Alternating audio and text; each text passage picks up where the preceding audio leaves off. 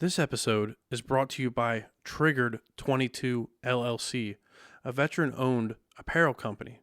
By purchasing a t-shirt, hat, or hoodie from Triggered 22, you're not only supporting a small business, but you're bringing awareness to veteran PTSD and suicide.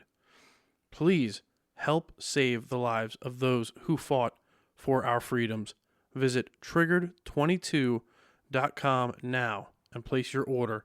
Let's help those suffering from invisible wounds. The cows are going to start dropping their calves here in January and February, and that's like ringing the dinner bell for the Coyotes. So, welcome to the American Grown Podcast, hosted by Austin Sullivan. The American Grown Podcast will focus on people from different walks of life and their journey to where they are now. Now, turn up your volume and settle in for a great episode.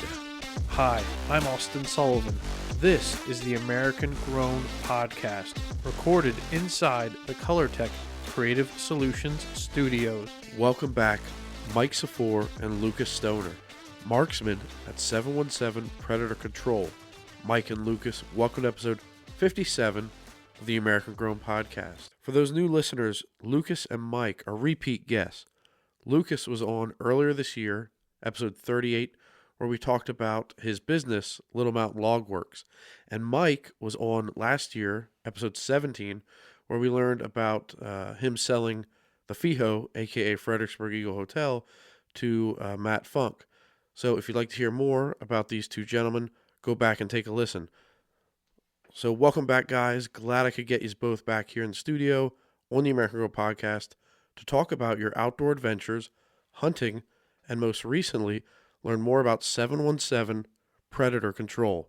First off, congratulations to Mikey for being elected as the township supervisor up in Bethel Township. And Lucas, since we last spoke, he got married. So congratulations, guys. Before we get too far along in this episode, I did want to, shout out Mikey. He's a 23-year U.S. Army PA National Guard vet. So thank you for your service, and it's greatly appreciated. Now, for the listeners, we interrupt this podcast. This is a first for me. I will be honest, I forgot to press record. So the first 15 minutes of this podcast did not get recorded. Mike and Lucas, I sincerely apologize. But without further ado, enjoy the podcast. Just every single hunt is different. Every single hunt can unravel different. But what I see differently, him and I set a goal this year. Come hell or high water, we're going to hit that goal. I think we feed off each other. As in, he pushes me a little bit here and I push him. Just like we just had a little bit of, jousting going on there. There's times where he's calling and every time he touches a caller, something comes in. And then, and I'm like, man, what the hell's going on here? So I'll listen to some podcasts and I'll do whatever, to try and up my game so I can return the favor. Because what him and I did this year differently is we're taking turns. One will call, one will shoot, and one will back each other up. Yeah. Who's ever the shooter, the other one's the backup. So, we're trying new things. Is what I'm getting at. Mm-hmm. We're trying new things, trying new techniques, and just taking chances, and it's paying off. Yeah, it is. Oh, it's huge, yeah. Yeah, so to back up just a little bit here, after I've gotten into, now I've changed the game and going from spotlights to thermal. The first year I hunted thermal, I was the first person in this area that I know of to have thermal. I kind of was going out by myself, doing it, and I pretty much doubled, if not tripled, what I was killing or hunting or putting down or whatever you want to say prior years by getting the thermal. Definitely more encounters that you knew were there. Yeah. Because let me inject here just a second. Yeah. So I don't know if I said it or you said it, but when you're going out with red lights, I never hunted with green because green's not my forte. Other than I can see green reticle better. So the red lights, sometimes when you're beaming on them, you see the animal and you see the eyes, but you got to guess which way they're turned. their bodies, which way the body's going. Because Yeah. you can see their eyes, but if, it's just sometimes you saw it a lot better than other times because you're relying on light. And the thermal, you know which way they're turned, you know which way they're looking, you know which way they're sniffing, you know which way their Right. head's at. You're spot on. You can see everything they're doing. Yeah. Yeah, you walk into a field. I mean, I just wanted to help out there a little bit. The first year I got it, I mounted it on the gun, went out, and like I said, I doubled, possibly tripled what I was doing prior to that, and I started showing everybody. When I first started out with the Johnny Stewart call, my grandfather family bought the call, and me and my cousin used it. My dad and his dad, it was kind of a family call. That's what got us into it. But then years down the road, 15, 20 years later, I'm back into it. I decided to buy a thermal. It became legal in Pennsylvania. Put it on the gun, went out. Just crazy the amount of stuff that I'm seeing, what I'm killing, just because nothing knows you're there. You walk in the field, we have our binoculars, we're scanning the field. Well, there's a fox in the field already. We can see it 200 yards out with our binoculars. We're walking in. Yep. You hit the old mouse squeaker if it's already out there, and here the thing comes tearing in, and you don't even have to set the call up. But Mike and I started hunting together a number of years ago. We started turkey hunting together. So we had a lot of fun turkey hunting together. I started doing the thermal hunting game, and I said to Mike, I was like, man, you got to come with me one night and check this thing out. So I drug him out with me a night or two, and he checked it out, and after that he was hooked, and I quite honestly, I created a monster here. So. It seems that way. And that's one of the questions I had was, how did you guys first meet, or what was your first hunt like? So you hunted turkey. Yeah. We did for a bunch of years. We started turkey hunting together. He dragged me out, and we'd hunt his spots, and if those were dry, we'd go check mine out, and that's kind of how we started hunting together. We were friends before that, but. Mm-hmm. So now with all these farms that you're covering, addiction. It seems like it. Oh, look at all the gear you guys brought. I mean, it's amazing, That's not half of it. Jesus Christ, that's not even half of it. And before you used to do it with like a flashlight and some saran wrap and a shotgun. Yeah. Oh my God, we hunted last year. We hunted first time together at the and we're gonna do it again. Mosquito Creek Coyote hunt. That's up in Clearfield County, outside of Frenchville. Yeah. Yep. So it's up north pretty good. Oh, it's in the middle of nowhere. But you don't have to. You don't have to hunt there. Anywhere in PA. Yep. Yeah. So it's a big deal. Yeah. I mean, no, it's the deal. So, real quick, you can take in 3 per person, 3 coyotes. You can have 4, 5, 6 guys in your team. You can hunt them with dogs. You can hunt them with callers. You can hunt them with over bait. Oh wow. So it is legal to hunt them in PA over bait. Over bait. Okay. So the game commission's there. They have biologists there to make sure that you're not only bringing in a valid coyote, but you're also shooting it and not freezing it and not trapping it. It's like I said, it's a big deal. Big deal. Yeah. So they give prizes for the heaviest, first, second, and third heaviest, and the heaviest female. And how big can they get? Like how heavy? 80 pounds? 120? No. 50s. 50s usually win the. Okay. 53 won last year. Wow. So it's that still big a good deal. size. You're taking a lie detector test during that contest. Wait, is that you got to take a lie detector test? Oh yeah. Yep. Holy cow. Yeah, if you're in the top for money, you're sitting down to a lie detector test. Yep. Wow. Oh yeah. First prize is usually yeah. it usually ranges somewhere between $8,000 and $9,000. Oh wow. First prize, and then second prize is like 5. Third place is right around 3, and then they take the heaviest female, and she wins as much as the heaviest male. Oh wow. It's a good chunk of change. Yeah. Oh yeah. Yeah, for sure. About 3 years ago, a guy won. He won 3rd place and the heaviest female, and he took home. I think it was like 11th grand. Oh, nice. Yeah. Bet his wife was happy about that. You know what I mean? Coyote I don't know if he shared that with her. Okay, good. Yeah, good for him, I don't have right? to share everything. Yeah, well, just saying, No, right? I'm just saying. So like I was saying though, with all your farms and properties that you cover, are they all in like Lebanon County, or how far? Like where are you going? We got Lebanon, Berks, and Schuylkill counties right now. We're covering some in each county, and this year, I mean, we're starting. So years ago, there was no record keeping. I never wrote anything down. I had names, numbers in my phone. I just remembered everything up here. But I'm getting older, and we're getting more spots. So this year, we have a book. We now have a book. I started a book this year. Great idea. Books, addresses, numbers. Yeah. Addresses, Right. phone numbers. Right. That's his job.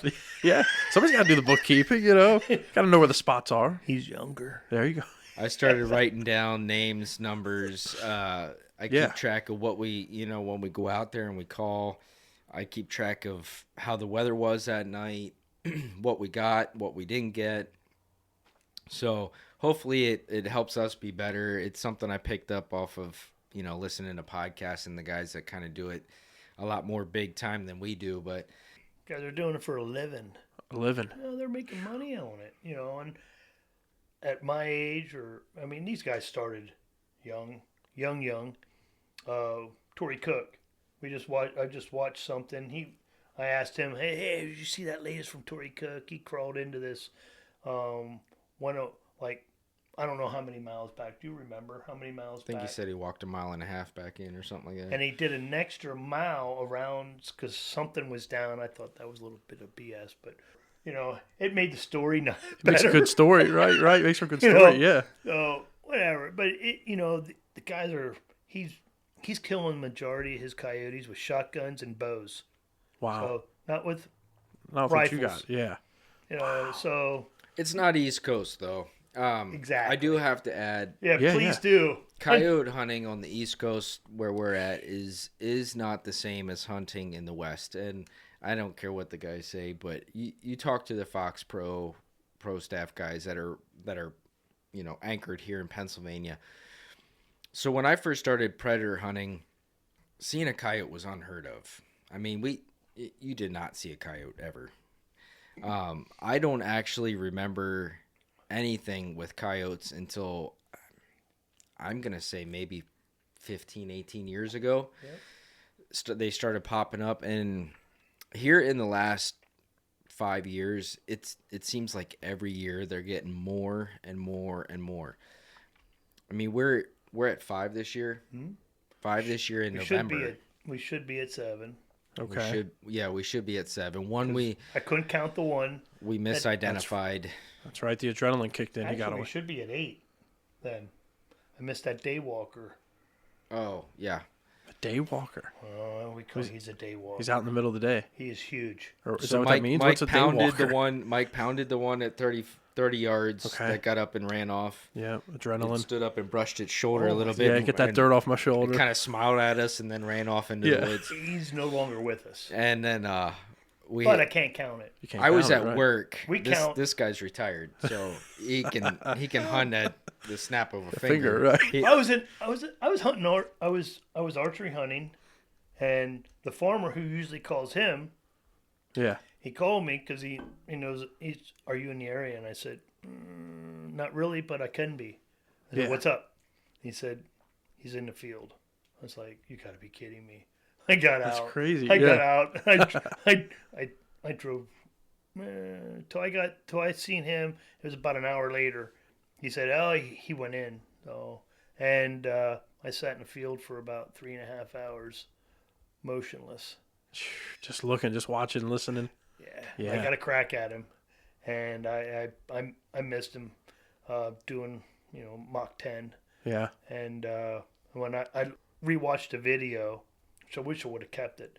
But when I say I missed him, I just missed him. It's close. Oh, yeah. By the hair. Yeah. Yeah. Wow. I don't know what color. Oh, yeah. It was, I could have been sitting in a tree. Nothing was happening in the tree, and I knew something could happen, there. So I was hunting. I didn't get to experience that, a couple years ago.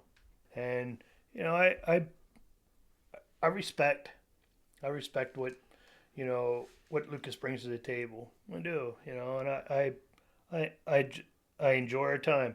This week we're off this week. We had to take a week off. He has some things going on. I have some things going on, and and it is what it is. But we'll get back at it. I'm hopeful that we can go out and at least once next week. Probably. We'll get out a couple times next week. Yeah. Make up for this week. Okay. Yeah, life happens. You got to go to do that work thing. You got the family thing. Some of us have got to do that work thing. Yeah. Whoa. Hey, I'm working harder now than I was. That's probably true. Not maybe right Might now. have shot yourself in the foot there. Maybe right not now. Yeah. Because it is hunting season. I got to tell a little, just a small, quick story. Go for it. I don't know. My daughter will never hear it anyway. So she was probably about 8 or 9 years old, and we were up at Knoebels Grove. She said, I promised myself that I'm going to have at least 2 s'mores a night while we're camping. I was like, how do you do that? Well, I know how you did it now, or how you do it. Yeah. I promised myself I'm going to hunt my balls off this year, and I am. There you go. Yeah, there you go. I love it. I'm enjoying this year. I'll settle down. I just got to get it out of my system. Maybe I'll settle down. No, it's I don't like think he so. said earlier. Yeah. We feed off of each other. There's nights that I'm like, man, I'm tired and I don't feel like it. But he's blowing my phone up. He's sending me text messages. Man, are we going out? And I'm like, yeah, we're going out. We're going out. I can't say no. You can't say no. I just worked a 10-hour day. I'm tired and I'd sooner just lay down. But let's go. It starts in the afternoon. Probably after I had my first coffee. No, itch. Is that's not true. You're like, let's go. That is not true. I don't sleep. I don't. I'm a terrible sleeper. I'm usually up somewhere between 4 and 5, and then my mind's racing. That hasn't. It's always been like that. It's not going to change. I've accepted it. So this morning it was no different. All right. Yeah. So I guess when I get old, I'll sleep. There you go. Right. When you're in your 80s and 90s, then you can sleep. When you're I got to add a little something to that. Go for it. His pap is 91 years old. Whoa. And that's awesome. I'm going to tell you something. He has more energy than you and I. I believe it. That's amazing. That man just goes. Jesus. Yeah, he's part of the reason I'm such a big hunter. He introduced He's a us. hunter. Okay. Yeah. We started rabbit hunting when I was a kid. That was the first hunt I ever went on, was some rabbit hunting. And I tell you what, he's always been a big whitetail guy. He loves this big whitetail buck in Canada and trips to Ohio. Wow. And you guys go pheasant hunting yet? Yeah, we still go pheasant hunting. He still takes us pheasant hunting at 91. Yeah. Wow. So, at 91 still goes pheasant hunting. Yeah. Where are pheasants at? Because there used to be a lot of them around, right? I mean, with the cornfields and everything. We're going to a game preserve for those at this point. But yeah, he takes all the... That's amazing, 91. All the grandsons and the sons and son-in-laws, and that's our thing to do. It's his together. gig. That's awesome. That's real cool. My pop, he's 88, and he stopped hunting he's probably about 70. And he just said to me, I'm done. Hey, I got to respect that. And that was about the time I bought the hotel, and he was probably somewhere right around 70. 70, 71. And he was still helping me wire the, he helped me wire the deck. He helped rewire some things that were really, messed up there at the time. I applaud his, every time I see Bobby, I'm like, how do you do it? He went, well, he said, it's getting harder and harder, but I'm still at it. So I said, you're at it more than I am. That's phenomenal. Jeez. So, what made you guys decide to start 717 Predator Control? What made you decide to do it? We're at 717 was just sort of, hey, let's put something. We put something in a merchandiser last year, I think. Is that what it was? Yeah. Or was it a year before? Was it last year? It was last year. Yep. Okay. Put something in. They had the hunting guide, and Alan Phillips, a good friend of mine. He's one of the supervisors. He runs the marketing and all that good stuff in there at the merchandiser, Cap Advertising. Cats. Yeah. I know that might be a little competition. but No, not no, the honestly, same. no, Not no, the no. same. It's not. No, You know? and we do some work with them. It's more of a partnership. Yeah, we Good. don't. Yeah, we're That's not really awesome. competitive with them. That's They got great to their hear. lane, we got our lane. Yep. But yeah. You know, and he's like, "Hey, you guys want to do something?" I'm like, "How much is this going to cost?" I said, "It's not like we're, You're not making big bucks, and We you ain't don't. making anything off it. Well, there you go. Right, you're We're doing. making memories. There you go. I like that. Yeah, I'll drink to that. you know." Mm, I might have to do anyway, a little bit. so Here we go. and so that's how this, him and I called him. I called him the one day. He was at work. I was at work. So I know we were working. So, but we were both at work, and I'm like, "Hey, let's come up with a name." I said, I want to put something in merchandise. Maybe we can pick up some farms and, Right, make whatever. it go. Make a little go of it. Yeah, yeah. We've had some people say, "Hey, do you cost anything?" And I'm like, I don't know. Ammo's not cheap. Well, it's not. It's not not anymore. Yeah. You're probably looking at anywhere from. I think I just looked at one. It was like $1.67 a load. Now Yeah. you can make them a lot cheaper if you're reloading, and I try and use reloads. He try and uses reloads, and eventually I want to do that on my own. But for now, I do have a guy that's reloading for me. Anyway, so getting back to that, it was, hey, let's, maybe we can pick up some farms. And we did. We picked up a couple, but we picked up probably the majority, between the merchandiser and Facebook. We picked up, now Lucas started an Instagram page. Oh, snap. All right. Oh, Yeah. Got to get on freaking that. A, I think dude, I am now. on that, though, by the way. Yeah. Yeah. Yep. Okay. Yep. He's a techno guy. Yeah, yeah. I don't know about that. As Mikey calls him the young buck. Hey, Yeah. that's his forte. I got my lane. We have lanes. Yeah, right. You know, Yeah, dude. Yeah, stay in your young lane. I'm with lane. I'll learn from the young. Honestly, the most action we've gotten is word of mouth.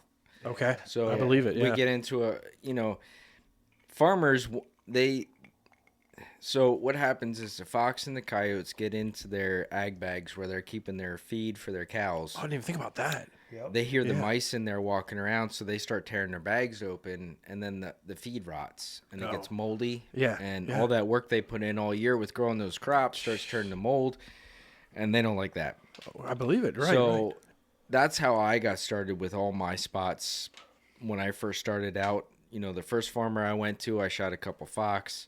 His bag stopped getting torn open. He said, "Hey, you ought to call this guy. He helped me out." And that's how it kind of snowballed to the fact that now we got, 40, 50 spots lined up, which honestly, we're getting to the point where having a family and keeping mama happy at home, Yeah, yeah. it's getting tough to still have keep a after queen. them. Right. I still have the queen to keep right. happy. You got to keep the ladies happy in your life for sure. Oh yeah, I know how that is. We're all with you. But Yeah, if we can hunt 2 nights out of a weekend or 3 nights out of a week, we're hitting 3 spots a night maybe. You're hitting 8 or 9 spots a week. Okay. I don't like to hit spots more unless we would shoot a coyote. I don't mind going back the next week, but if we don't shoot nothing, or I don't like hunting spots more than once a month. Okay. It's kind of my thing. If we hunt a spot and we don't call nothing and we shoot a fox or something, I don't like to go back there and call that spot again until maybe a month later. So Unless Andy calls. Andy. Yes, Andy. Okay. I hope you're listening, Andy. Shout out to Andy. What's it? Shout out to Andy. Andy says, "Hey, when are you guys coming back to hunt coyotes?" I'm hearing him again. Yeah. He calls Lucas Yeah. probably every other week. Really? well, that's where Great. we But got he's a great guy. the Yeah, 1.5. yeah. That's where we got the 1.5. Oh, the 1.5. Oh, the one that got away. 1.5. Now it's gonna haunt you. What if he's still out there? What if he just? I was got- over that till like a couple seconds ago. And here I am, Yeah. sulking again. He's out there somewhere, maybe. So I said to Andy, "Hey, Andy, he's usually on, he's usually watching them, on the scanner, Okay. which we have hanging over here." And he goes, what's that up there? I said, it's nothing. I said, because his equipment, my equipment's supposed to be better, but his equipment is, they're about the same. Yeah. They are. I'm running a 640. He's running a 384, and I think his I-ray is as good as my AGM. But neither here nor there. Yeah. There's sometimes I can really Bless you. There's sometimes I can really see better out of his, and I look over at mine because I was shooting 384, but the AGM 384 isn't as good as the I-ray 384. Okay. So I've upped mine, but it depends. Humidity, I think, plays a lot to do with that. The colder it is, the crisper it is, the less humidity, the better I see. The better you see. Yeah, it makes mine. sense. Okay. And these are the scopes. Just Yes. okay. Those are thermal For the scopes. people that aren't as educated. Out of his scope, Okay. I can see good all the time. Wow. It's just I think so. And whomever, and although mine's a 640 and his is a 384, his cost as much as mine did.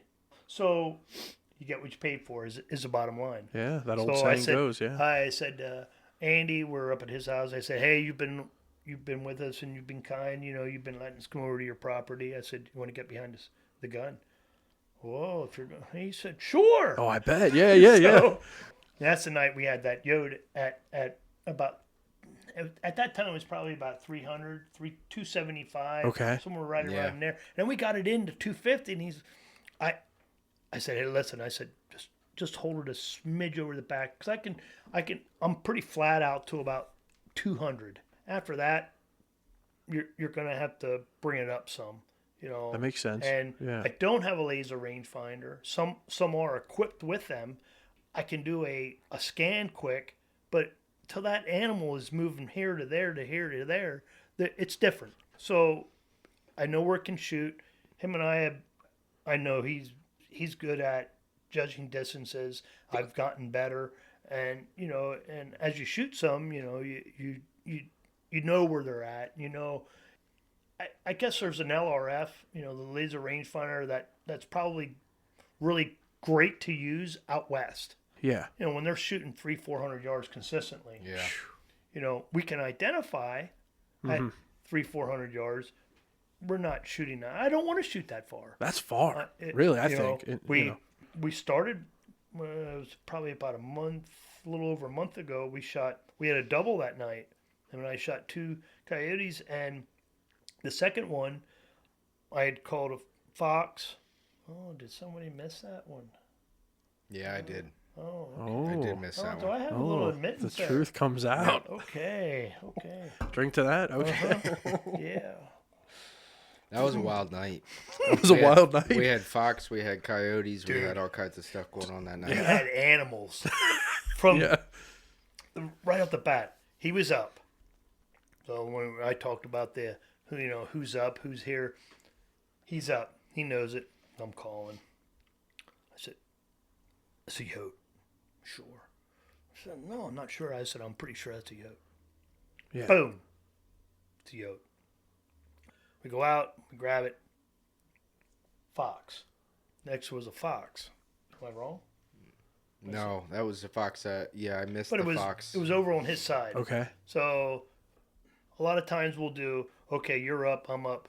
But if something comes out predominantly on your side, just take it. Take the shot. We don't want to. We don't want to miss an animal because, well, it was my turn, but Yeah. Makes sense. And the other night it was pretty. I got to interject real quick.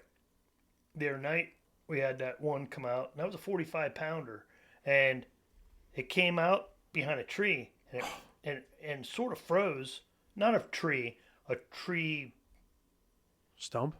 just trees and bushes. Okay. Yeah. Some shrubbery, some nonsense. Yeah, yeah. And kinda it's in like the you middle could of a see it field. milling. Yeah. He goes, here it comes. Him and I, we probably shot Fraction of a second. within a fraction of a second, and we didn't plan it. No way. Oh, we drilled it. Okay. Oh, yeah. we drilled it. Dropped it. Oh, yeah. Yeah. Well, it dropped, got back up, and then it ran a little bit, and then Down. he finished it.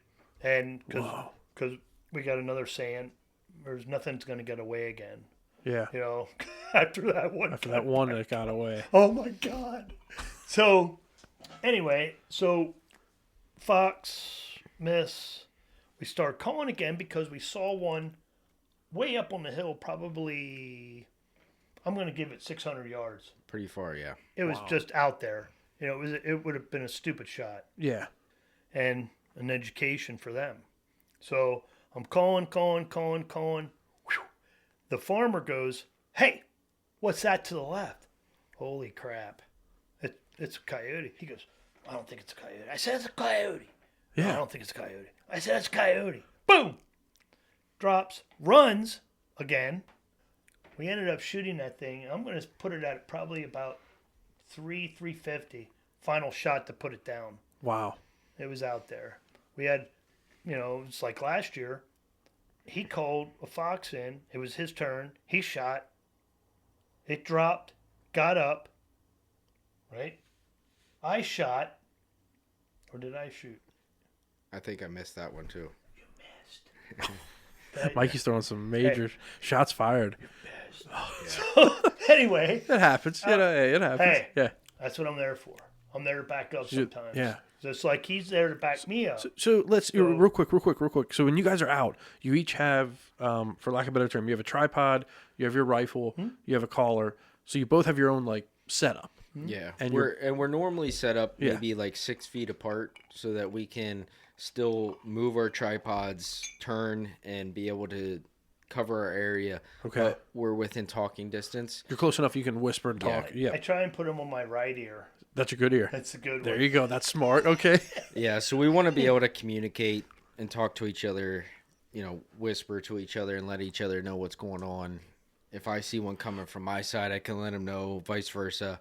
We kind of cover our own areas, but we want to be within whisper talking of so we can hear what's going on.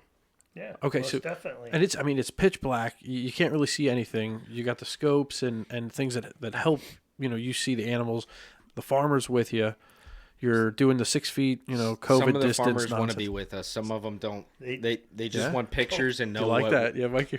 Sorry, I didn't mean to cut you off. Someone could care yeah. less. So, But right. Someone is, hey, I want to go. They're out into and it. see, Yeah, they wanna what's see. going on. Yeah. Okay. Make sure that, A, I want you to shoot that, or B, I don't want you to shoot it. We were out at that same farm, and we called in the fox and 2 yotes about a month ago, and we had a fox come in. It was very doable, but it didn't open yet, and we identified. 9 out of 10 chance you can identify what you're shooting at. Yeah. We only had one mishap this year where we identified as a fox, which fox wasn't in yet, so we didn't shoot, and then that animal, which happened to be a coyote, went up through the corn on top of the hill, crested it, so its silhouette was on top of the hill, so you basically couldn't shoot. It was a doable shot. I thought so.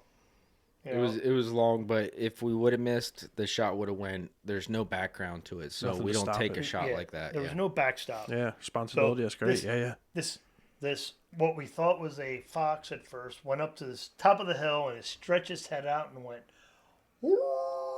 I was like, "You got to be freaking yote. kidding me!" It's a yote. Oh yeah, Yeah. it yodeled. A yodel.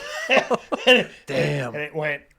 Yeah. Gave him the middle finger and took off. Yeah. See ya, suckers. Oh man. And actually, he stayed there, came a little closer, and then went back up to the crest, It's like teasing you. and then just sort of back and forth for a little bit. I think we played with that for about a half an hour, and I was like, he wouldn't move. Yeah. He would not move.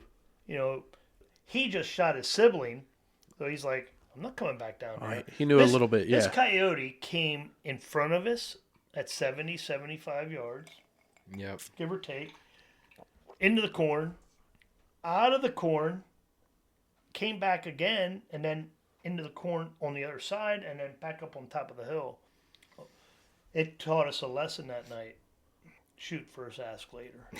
No, There you go. no, really. I'm just kidding. We Yeah. identify before we shoot is what I'm getting at.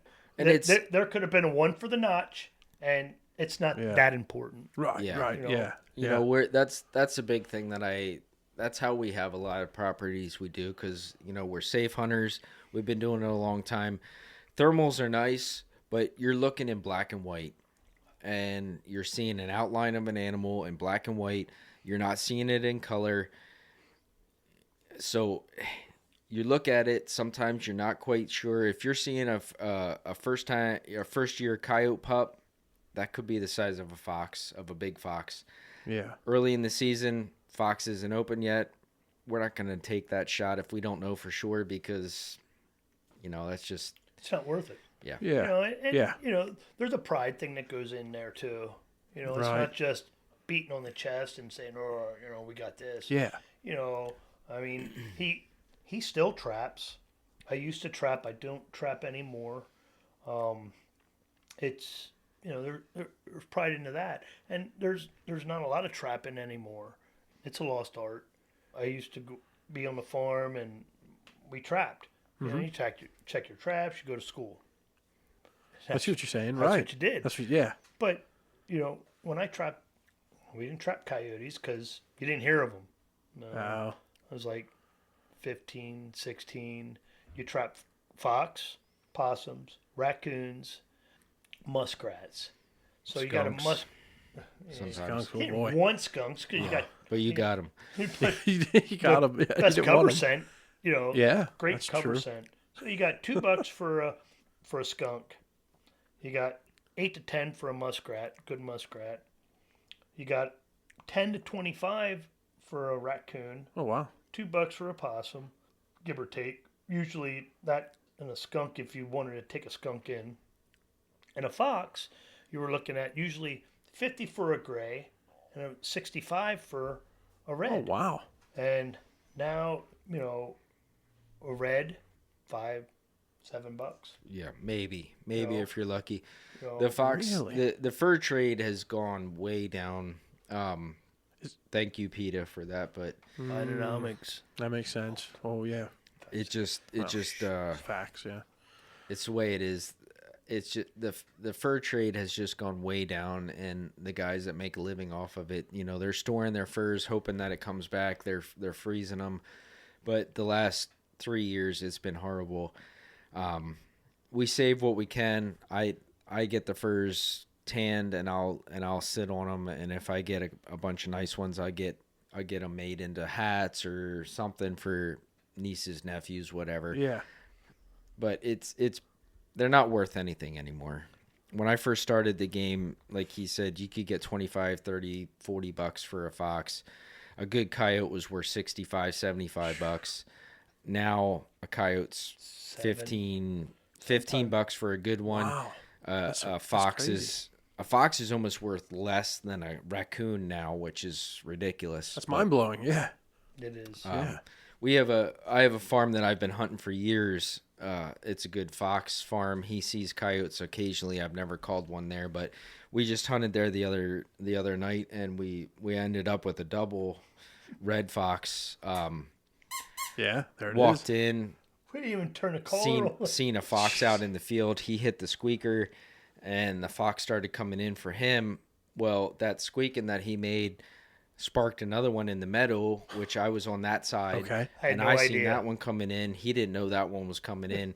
He shot his, spooked mine a little bit. It ran back, but I was on it. It stopped to look back, and I got it. And we ended up with a double that night. I was in it. Wow. I think because I'm listening to the video, and I squeaked to stop mine because mine was it passed the threshold, and I missed it because it was down in this little ditch. Yeah. And it came back up and popped up over here, and I'm like, "Where do you get to?" Right. And all of a sudden, I was like, "Holy shit! Right there he is!" And then he took off, and I was like, and "Boom!" That I stopped him, shot, yeah. And then it spooked his, and I was like, and his stopped, and he got to shoot Took the his shot, yeah. And we never turned the collar on, So when you're looking through, and the farmer was very happy. oh, I bet you got two that night. They got within a two matter of a couple fox and a minutes. coon.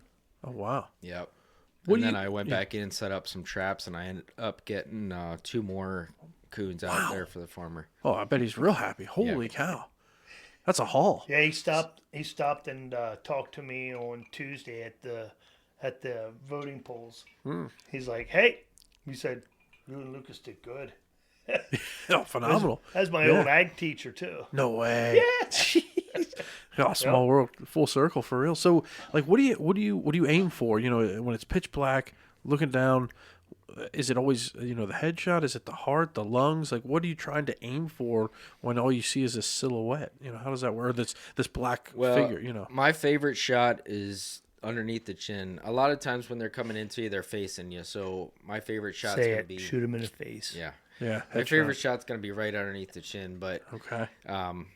obviously it's just like a deer. If you can hit lungs, heart, that's what you're going for. But yeah. Those coyotes are tough. I mean, you can shoot one right in the boiler room, and that thing's gonna get up and take off. They're tough. Tough critters. I've had 2 get up now. Had 2? And I've had 2 coyotes get up. Well, now we only knew about the one. Yeah, now you admit to a second one. That was last year. Oh, okay. That's old news. And he nailed one. He nailed one. I don't know how vulgar I can get. Go for it. The guts were hanging out. Yeah. And this thing's running because you can see them. You know, if you have it on white hot, black hot, or any other type of color associated with heat. Okay, makes sense. Yeah. You know, what's the other one? What's the red? There's a red hot, Yeah. and then there's a, what is it? It's like orange and purple color. I don't even know what they call it. It's a weird color. I don't put it on because I can't see it that well. Yeah. So I like to predominate during the day. I like the white hot. At night, I like the black hot. Okay. I can see a lot better, and I just turn the contrast up differently, and it's like you can see the hair on them. Wow. And he made perfect sense the other night. It's like when you see a fox, it looks more full because it has less hair.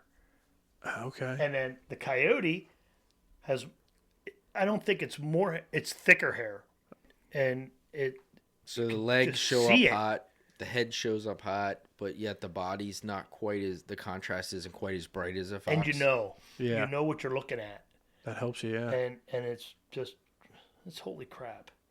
We got a yoke coming in. You know, it's like the first time you go bear hunting. Hey, I'm bear hunting. Oh my God, there's a bear. You know, that realization. You're like, whoa. Oh, you know, and like, last week when he's like, "Let's yoke," I said, "I know, God, I'm glad you said something." Yeah. Just to confirm it, yeah. Yeah. You know, and it was just like I said, that was probably the first time that ever happened to where it was either okay, you on it, yep, because we're backing each other up, Right. but it was just simultaneous. It was, if you watch the video, it goes poof, almost instant. Yeah. And I was like, that was pretty cool. That is pretty badass. I'm not gonna lie. That's pretty awesome. Yeah. That is it awesome. wasn't planned. We didn't go 3, 2, 1. I was gonna say, do you count it down? No. It just instincts and trigger finger. Yeah. And we got a yote. Wow. Had a big yote. And he was an edge. That was an older yote. Yeah, it was older. Yep. So those are the ones that it feels good because they got to be harder. It's an educated animal that has been probably called to at one time or another. It's made it probably 4 or 5 years. What do you think? Yep. And it's just it's like turkey hunting.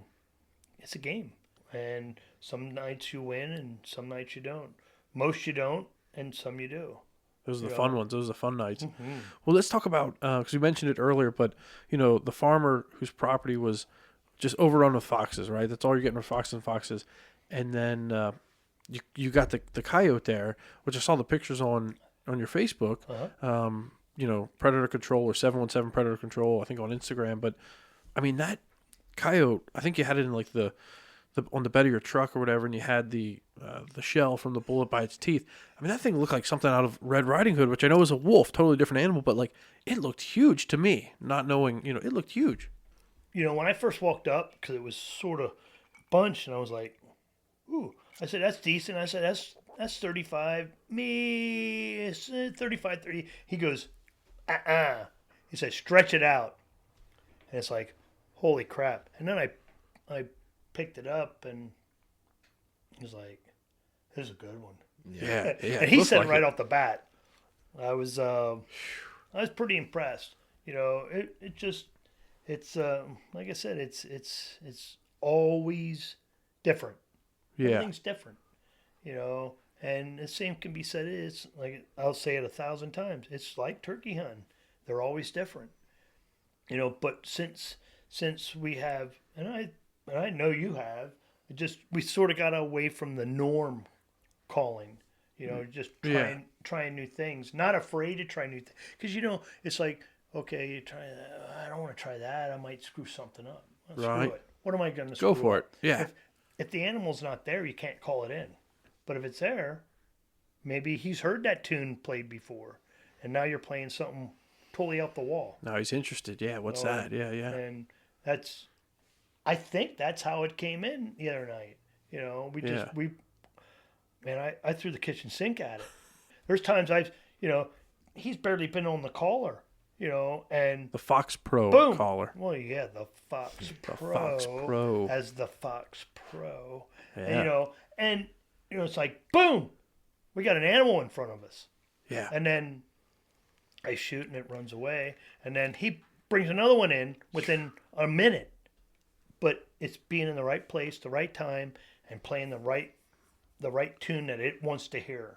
Yeah, the FoxPro like I collar. said, That's what it's about. Last week or the week before, it heard it and it came in, Yeah. but it wouldn't cross the line. So a lot of times the professionals say, they have territories and they won't cross this line. That's what it seemed like the other night. It would not cross a line. I just think, me personally, I don't think it was interested. It would come in, stop, and go and it was playing with something, Huh.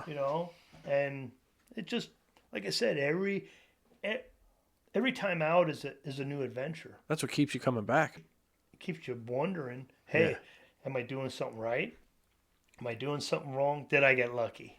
There you go. Right. Yeah. Sometimes Lucky duck, predator calls. There you go. Sometimes it's better to be lucky than good. There, exactly. Exactly right. For sure. Now, I have Yeah. a predator. This is my backup call, but that's the go-to.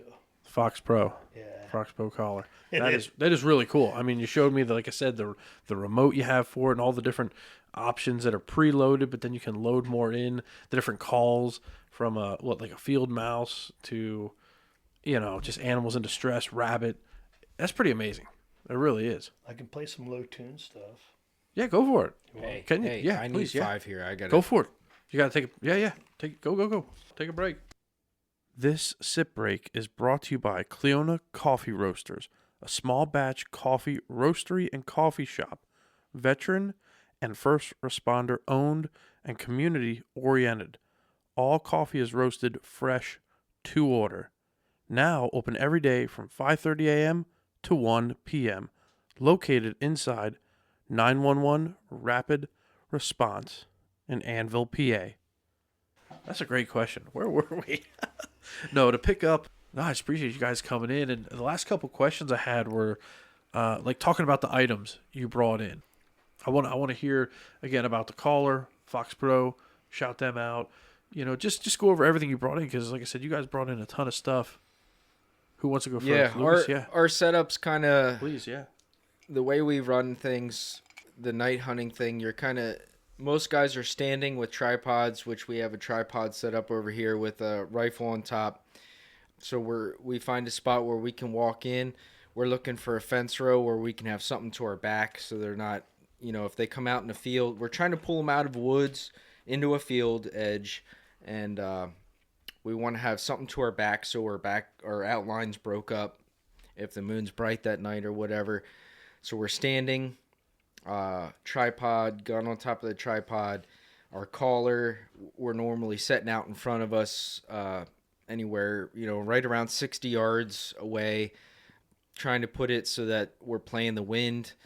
A lot of times coyotes are going to come in downwind of you. Okay.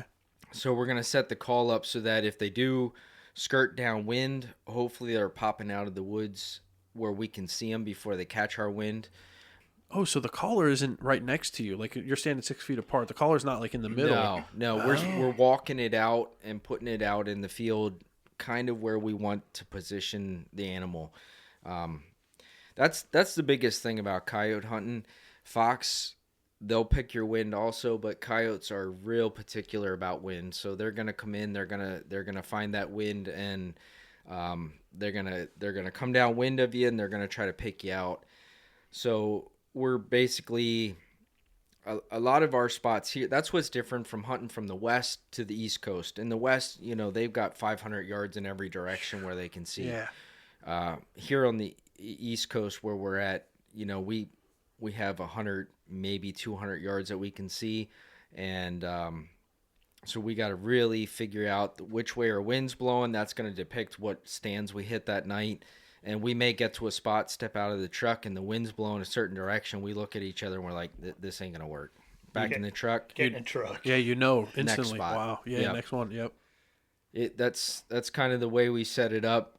We figure out who's gonna call that set, and we'll hop out of the truck. Yeah, the wind's okay for this one. We're gonna set it out here. We set up. That's how it goes. But our setup's pretty much a tripod, the gun on top, a caller set out at a certain spot that we pick out, and then we find our spot tucked into some fence row somewhere. And most of the equipment you have here, like your tripod, the rifle, the scope, is that bought local, bought online? The caller's from FoxPro, which of course is local here in Pennsylvania, Lewistown, you had mentioned. But like the other equipment, where do you go for that? He shoots, what's the name of yours? I shoot an AGM. It's called AGM Adder. Yeah. No, we bought them at the same place, out of Illinois. Okay. Yep. Tell you exact address off the top of my head. I just Midwest Thermal Optics. We'll give them a shout out. They have helped us out. Kurt and Rhonda. Yep, they're good people. They're farmers, ranchers out there, and they got into the thermal game a couple of years ago. When the coyotes started spiking, and they have a pretty good business going. They take care. They got good customer service. You give them a call, you're having an issue, they'll help you out. Even when I started looking, I didn't really know what I was doing. And thermal scopes is kind of a thing where, like, if you're deer hunting, you can go into Cabela's, you can buy your gun, your scope. But thermal, there's not a lot of shops that carry thermal scopes. A lot of the local places, they'll order stuff as you buy it, but they don't have stuff on hand. So it's hard to actually pick something up and look at it and see what you're... And ask questions. Yeah. It's just with buying things, it's like, he's like, "Hey, what kind of scanner you got?" And, you tell me, and what kind of... Now, his is a 384, which that's a 640. Yeah. But he paid just as much, and I think it's just as good in different conditions, You call them, and you can buy them almost anywhere. However, can you buy with experience, and can you say, "Hey, what has this done? Yeah. Will you take it? Can you send us back?" It comes back to, like I talked to you when I was on here the first time. I like to buy from the small shops. Mm-hmm. Definitely. I like to give my money to the small guys that give you the customer service. You can buy off of Amazon, and then when you have an issue, what are you gonna do? Now what? Yeah, you're up shit's so creek. If you're spending a couple $1,000 on something, on a setup like we have, you want to talk to somebody that knows what's going on, that has experience. If you have an issue, they're going to give you a number to get a hold of somebody to get it figured out, or they'll have experience on, what to try to fix it. Knock on wood, we've been pretty lucky with our setups. We haven't had much issue, but any technology can run into problems. So we've been pretty lucky with our setups. We like what we're running. He likes his, I like mine. It works. It works for us, like his. Like I said, they both have neat qualities. The biggest one for me is probably the video. It's recoil activated. When I shoot, it'll go back 7 seconds prior to the shot. Wait. So wait. Okay, so what records video on your... Wait, what are you talking about? When I shoot. Yeah, when you shoot. Yep, it's recoil activated video. So this is a scope, for lack of better terms on mine. Like, the scope records a video. Yep. No shit. Yeah, I wondered how you did that. I can also video by hitting a button. But if I don't hit the button, that's wild, and I forget, or I just in the heat of the moment, I mean, a lot of shit's going on. Right. You know, and he's like, "Boy, I hope you got that." Now, his didn't. My old one didn't do that. This one does. Most of your newer stuff from probably 22 on does have shot activated or recoil activated video. Jesus, that's crazy. Which they'll go back. That records about 14 to 17 seconds. So prior to and after the shot. Okay. So the videos that like you share on Facebook, that's what that is? Yeah. Wow. Now mine, I have to push the button, but generally what I do is when I spot something coming out into the field, I reach up and I hit my button, I start recording. If it comes out and it starts milling around and it's 400 yards out, I may stop the video until it really commits and starts coming in. And then when that happens, then I'll re-hit the start so that I don't have 7 minutes of video prior to. Because, I mean, really the video, like he said, your best video is going to be about 30 seconds long. So generally I'll start the video when that thing's really committing and coming in right into range. And then I'll start reach up and start. His is nice because he can go off the recoil of his rifle if he doesn't want to reach up and start it. He also gets sound on his, which mine doesn't do. Now they have a newer version that does, but mine still works. I like it. You know, gets the job done. So yeah, I haven't changed. I think under different conditions, his looks better. Yeah, you were saying it's a sharper image. I think so. And then there's sometimes I look through his and it's like, I like this one a little bit better. And I think it all depends on your conditions. And it's how much you want to spend, really. I mean, oh my god! I was gonna say, so what is like? We're on the low end of the spectrum with our stuff. Honestly, Yeah. we're doing this as weekend warrior type thing, and I'm all in probably for the scope and the monocular. I'm all in under $4,000. And gun. Not the gun. That doesn't include the gun. Okay, I was gonna say, But, that's its own budget right there. In a collar. There's guys out there. There's a couple guys that I'm following. There's a guy in Texas that I'm following, Amatine on Instagram. He's a ranch worker down in Texas, and he's sponsored.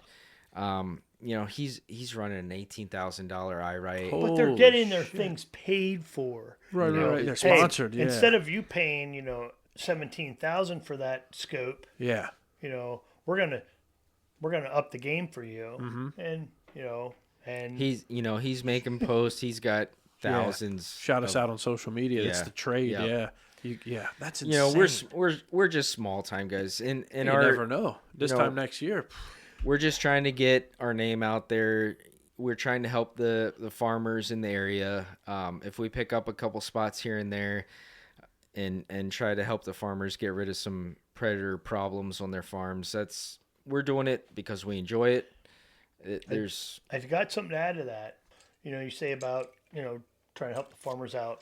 Now, what I have found out through, obviously, videos, talking to other people, mostly out west, and they'll tell you, and he'll agree, the more coyotes you shoot in an area, the more that are going to come back.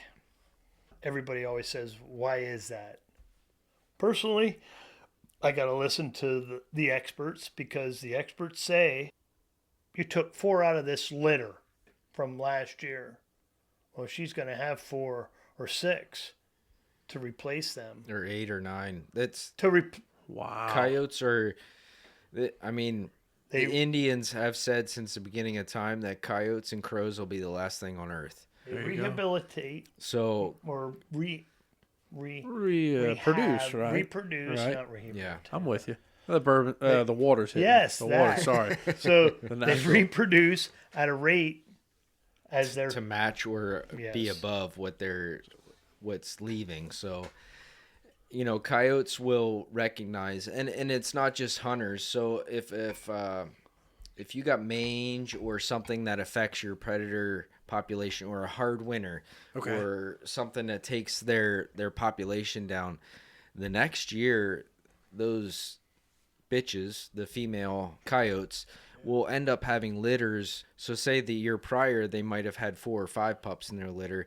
If they had a hard winter that took their population down, the next year, those females may end up having 8, 9, 10, 12 in their litter. Wow. And the guys that are hunting out west, that are hunting all year long, and they're paid to do it, they check that because they'll be shooting females earlier in the spring, either prior to them pupping or just after they pupped, and they're going to actually cut that female open, and they'll see how many she had, and they can tell this female had 12 in this litter, which is high. They can have up to 16, 18 in their litter. That doesn't mean they're all going to make it. Right. Yeah. But, But as still, it goes, wow. they reproduce according to what has either A, died off, been killed off, whether it was any type of situation, whether it was a hunter or whether it was a Natural, something by nature, right? natural. Yeah. Or the food available, if the rabbits are good, they eat. yeah. Yeah. So they're pretty like smart or pretty in tune. Adaptive. Adaptive. Thank you. That's great. Yeah. I think you put it best one time. We were talking, one of our hay nights, we might have been, I don't know, we might have been hunting for like 10, 12 hours straight. Oof. Jesus. Well, and that hunt goes You got to be patient. from midnight on a Thursday, which is actually Friday, till 2:00, 1400 on a Sunday. Yeah. So it's like you sleep that next week. Right. So we were up at his camp last year and we hunted and it's like I had enough. Then we go back, we sleep a couple hours, and we go hunting some more. Yeah. That was in our talks, as in, hey, this is what's going on, and hey, it makes the time go. For Whether sure. we're right or wrong, we're still we're listening and learning. Exactly. And You always learn. Like you it's, said, always it's, learn. It's pretty cool. The guys that know best, the guys that are out west, they're shooting 60, 70, 80. Who's the guy that I can't think of his name. You might remember. He shot 1 coyote a day. A day. A day. There was a guy that I think last year he hunted every single day, and I think he ended up with it was more than a coyote a day when he was done. I think he ended up with like 380 coyotes in a year. Holy crap. Wow. And he videoed and but they're documented coyote, everything. Population out Through west. the roof. Sounds like it's through the roof. I've been hunting out in Illinois, Iowa area, and first year out, when I call them kids, they were in their 18, 19, 20-year-old age, and I was probably at that time, I was probably in my early 30s.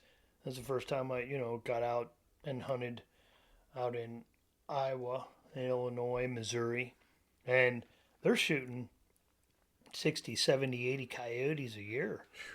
And, we come back, well, I'm going, what are we doing wrong?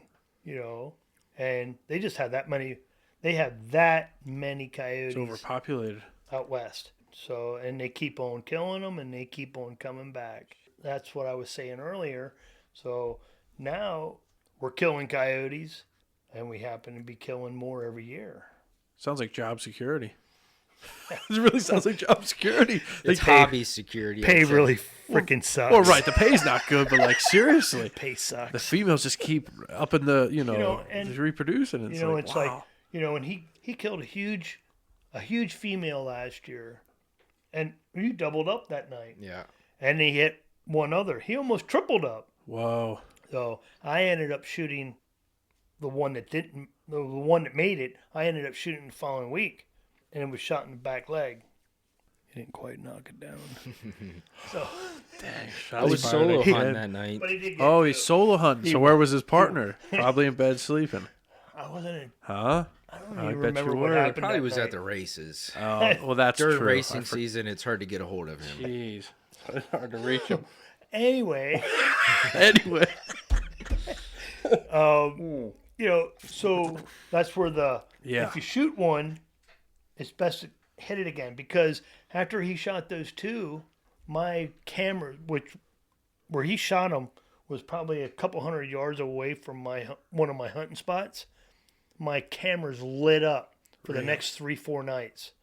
Coyotes looking for that female. Wow. I think. Yeah. And I believe it. Yeah, it makes sense. So I didn't have any.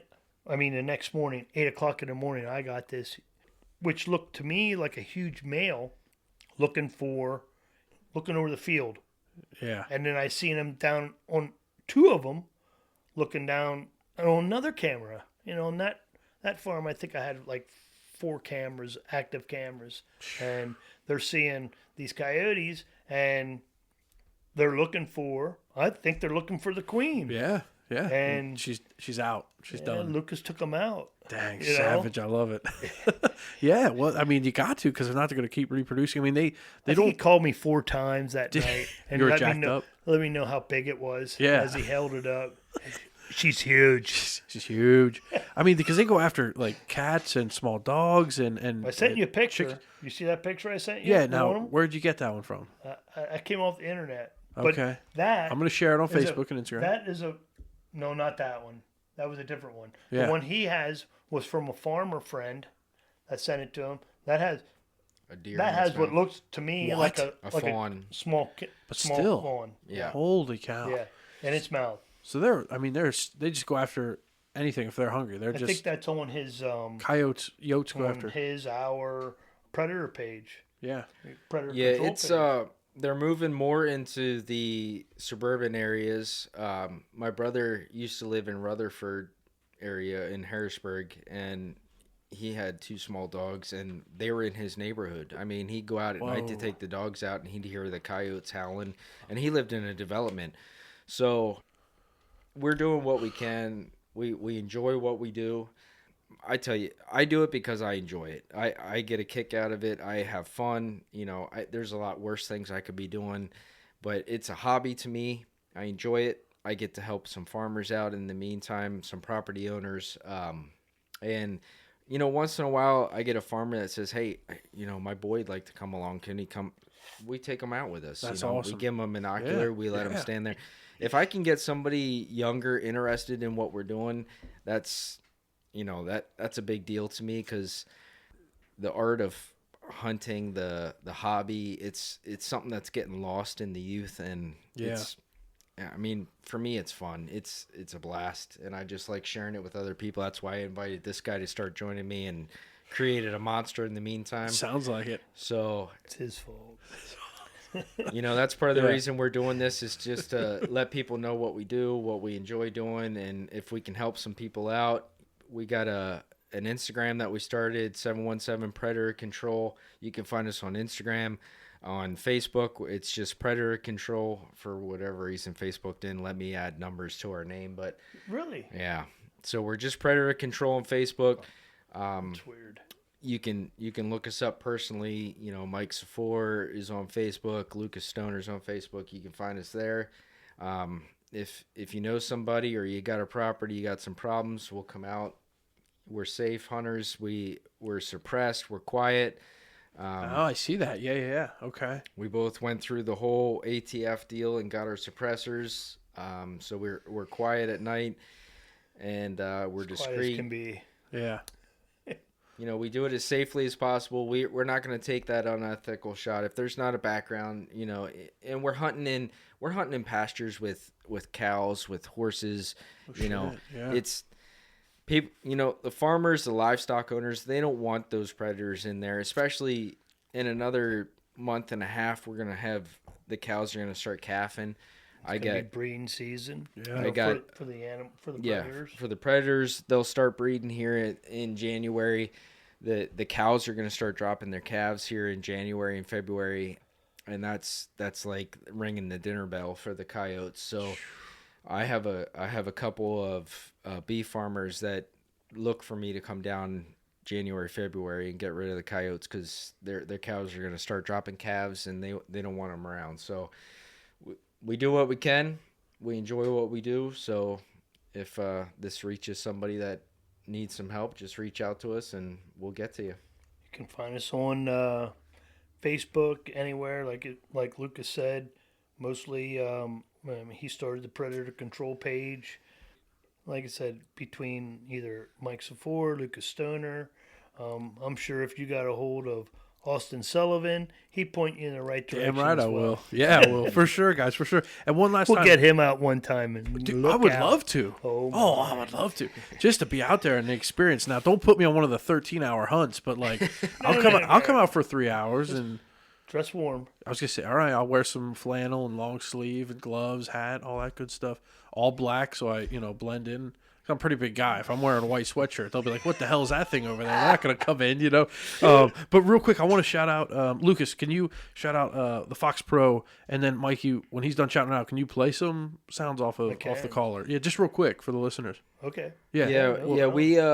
We're FoxPro guys. We both love our FoxPros. I'm on my third one now, and not because they gave me problems, just because I stepped up over the years. But FoxPro is a great company. It's Pennsylvania owned and run, family owned business. Can't say enough for them guys. They've always treated me real good.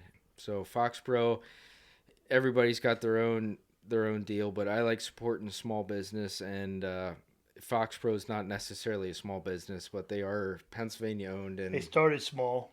and just to give you a little background, Please, yeah. the original guy that started FoxPro, he, I listened to FoxPro's podcast, and I listened to one a couple of months ago, and it really opened my eyes. So the guy that started FoxPro, he liked predator hunting, and he was the same deal. Johnny Stewart was the call back in the day, the tape caller. It was the only call. Well, he saw a need to be able to set his call out and run it off a remote. And the very first call was developed off of you remember the old handle flashlights back in the day that had the handle, and they had, you had the flashlight underneath. I can picture. Took the 4C or D batteries. Right. That's what he built the first call off of. Wow. He took one of those flashlights apart, took the flashlight out of the end, the bulb and everything out of the end of it, stuck a speaker in it, and recorded a sound into it. And the very first calls that he developed were in a flashlight housing, and that's how he started his business. And from there, it's gone to what it is today.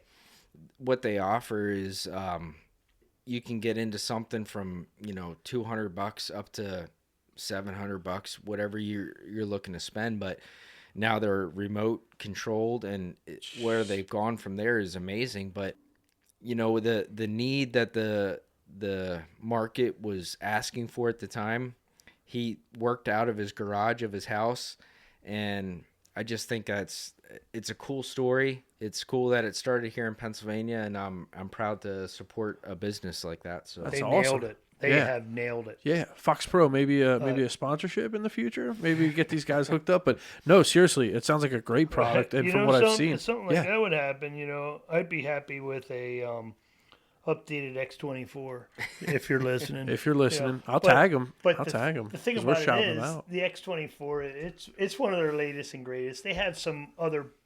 They look like boom boxes. Okay. But I'm gonna tell you, if you look across the guys that are hunting them, for a living, they're using an X24. They are. So we're using the C20. I have the CS24, which is an older version, but it's basically the same thing. Yeah. They'll take on the same sounds. They have evolved at the right time in the right frame. How's that? That's perfect, they just right. they have brought it. Yeah. And it's they're real. It's real sound. It's real animal noise. Yeah. Play something for us. I'm gonna play MFK. It's a wee rabbit. Okay. All right. And a lot of animals have. I don't know if you can hear that well. Turn it up just a little bit. Okay. There you go. If you bump up here to a caught rabbit, Wow. and you go from a sound like that, you go to a sound like this, and now you got that animal that was, a wee rabbit maybe in distress, and now it's caught. This. Now what's that? That's a coyote killing a rabbit. Killing a rabbit. Wow. And these sounds that they have are all They're real, real. in the wild. Like, Oh, yeah. no artificial stuff. Wow. Here's one similar. Okay. This is called table scraps. Table scraps because they're Uh-huh. fighting over. Uh-huh. Wow. And that brings them in. That draws their attention. Yeah. I have a rabbit decoy. Okay. It spins. All it does it just does this number, but there's movement there with sound. That gets them even more. That gets them even more interested. Wow. Shout out to FoxPro. I mean, if you're hunting or shooting any kind of predators and you're not using this device from FoxPro, I feel like you're missing out. You're definitely at a disadvantage. I do have Lucky Duck on, but they gave me a shirt. I bought something. In fact, my rabbit decoy is a Lucky Duck. Okay. So that's how I got the shirt. We could shout out Lucky Duck too. I mean, no one's sponsoring anything yet, but Yeah. Hey. Yeah. But we want to keep it local. Are they both local? Or no, that's not local. No. We got to Where's support Lucky local. Duck out of? I'm not sure what state. I They're, would say they're definitely Illinois, United States, but Iowa. All right. They're in the United States. Yeah. Yes, they are. Well, it's they're not American owned company. Yeah, well, there we go. So the thermals, the e-collars, they're Yeah. game changers. We used to, you gotta, That's you just a gotta- little squeaker thing you yeah, squeeze you with your gotta- fingers. I got. That's similar to this. Yeah. Oh, know, exactly. just- Yeah. Except the water's kicking in. That sounds better. Like that call sounds Like much that. better than what you're doing there with the hand call. I will mix in mouth calls once in a while, but when you're using mouth calls, it's taking your attention off of the gun. So if you got something coming in, Yeah. and you're trying to run a mouth call, the electronic calls have changed the game because you can hit the button on your remote, drop it down, and you're back on your gun and you're watching what's going on. But 20 years ago, the guys that started killing coyotes were using mouth calls. That's what they were using, and you can do it that way. The problem with the electronic calls is everybody can do it. So, you could have 20 other guys within your 50-mile radius that are using electronic calls, and if they're not set up right or not, they might be educating stuff. That's why we have so many different calls on our remotes, because that's why we pay to get extra stuff added to our calls, because if you have a little bit different sound, it might draw something out that wouldn't come out normally. I'm not going to knock anybody else that I see out doing it, because it's fun. We enjoy doing it. Freaking right. We're all having a good time. We're all after the same thing, to have fun and to get rid of some predators. You pick up little tricks and tips the more you do it. So I don't know if you necessarily get better. I think you educate yourself to finally trying new things. Because if you don't step outside the box, it's gonna be just same old. We could go out and we could kill X amount of fox, with one call every year. We're gonna be doing a lot of different farms, and to go back to a new farm or an old farm and to establish, like I said, we killed 1.5, 1.5. So, and we had another opportunity, and we're going to have some opportunities at that place. Yeah. And we're going to have other opportunities now that we know. I think you expand yourself every time you step into the field. Is what I'm getting at. Yeah. And if you don't, man, you're probably not paying attention. I'm paying attention because yes, we do hunt together. Yes, we thrive off each other. Yeah. However, I'm always challenging him, and he's challenging me, whether he knows it or not. He is, whether it's a little nice shot, because I just splashed one and I'm watching it run away in my scope, or hey, what'd you call there? What'd you use? Yeah. And we're getting better. I was gonna say, you make yourselves better, right? Iron sharpens iron. That's the saying. And I think that's where we're at. And next week it might fizzle. We got 2 weeks with deer season coming up that he has to remind me every year that we can't hunt at night during deer season. And why is that? I'm It's not just educated enough. the game commission laws. You can't predator hunt at night. Okay. It's basically to curb anybody that be out there predator hunting, see a deer in their see. thermal, and try to Can't help but take that shot. Right. Yeah. We have seen so many buck and doe. Deer are not bothered by calls. No. I lie. Sometimes we can into a sneak place. into a field and we walk out there and we walk within 60 yards of a bunch of deer out there eating, and they could care less. They're like, whatever. We play some calls. They don't seem to mind it. We play some coyote sounds, and then they might perk up a little bit. They and trot move off. away. They're like, hey But now. But yeah, it's They don't sprint. And we've seen some nice buck too. Especially, if they're in velvet, because they got blood in them. Anything that has blood in it, Yeah. we can see it. If the rack has, they're in velvet, Yeah. it's going to obviously have blood through it. We're going to see it. So we might see some dandies. We're not poachers. We're hunters to that season. I pride myself on that. And again, we could be doing a lot worse things. However, we're not poachers, Yeah. and we're following the law of the land. You gotta. And that's that. If we can drag somebody with us at some point, so be it.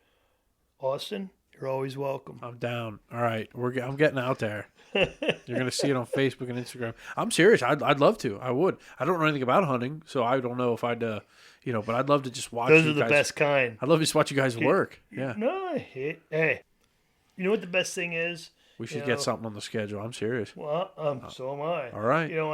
When I was in the service, the best shooters Yeah. were the people that never touched a weapon before. Well, I only shot a handgun. 9.22. That don't count. I was going to say, right, I never shot a rifle. So, yeah, right. Okay. It doesn't count. Don't count. Right. So, yeah. But it holds true. You get down because when I went in, Yeah. okay, what can you teach me? I've been shooting weapons my whole life. Well, Yeah. guess what? Those people that never touched a weapon before, they paid attention because they knew nothing. Yeah. And Yeah. I thought I knew everything. It's easier. It's always easier to teach somebody that's brand new rather than somebody that thinks they know what. That is holds going true. on They already. think they know it all. Yeah. No. Yeah. And it holds true. I still shot well, but not as good as some of the people that never, ever touched a weapon That's before. kind of crazy. Huh? So, Yeah, you're always a welcome. couple of years ago, Bring me, it. me and I'm my down, let's cousin, go. We went out to a new farm that I had picked up, and the lady that owned the farm, she said, "Hey, I don't mind if you come out and fox hunt, but I got some kids that are keeping some livestock here. Would you mind if they joined you? Because they're really into hunting." And I said, "Oh, sure." It was local people. I actually knew the kids. I said, "Yep." Tell them to be there a certain time. They met us there. Me and my cousin went out that night, and we called in a fox and killed it. And they were sitting right there with us when it happened. And Yeah. those kids, I mean, they loved it. They ate every second of They that lit up. up. Yeah. Yeah. They're excited. I just love sharing that stuff with kids. So That's if I awesome. can get kids into Yeah. this, new people, it doesn't have to be kids, new people into this, I don't mind it. I'd love to tag along. Yeah. Warning, it's addictive. Well, I believe it. Oh my God, yeah. I'm just thinking like this could be a new hobby for me. I mean, let the pros handle it, but I'd like to ride along and just see what it's like, and that'd be really cool. I mean, just to look down the scope. I mean, I can't believe that thing records video. That still blows my mind. It better record something. Well, I guess for what it costs, yeah, you better do something. Jesus. So, before we close out, guys, is there anything else you'd like the listeners to know? Because I feel like we could go till 1 o'clock in the morning talking could. about this. We could, and I'm down. I live right next door. I'll just stumble home, but I don't know if there's enough water.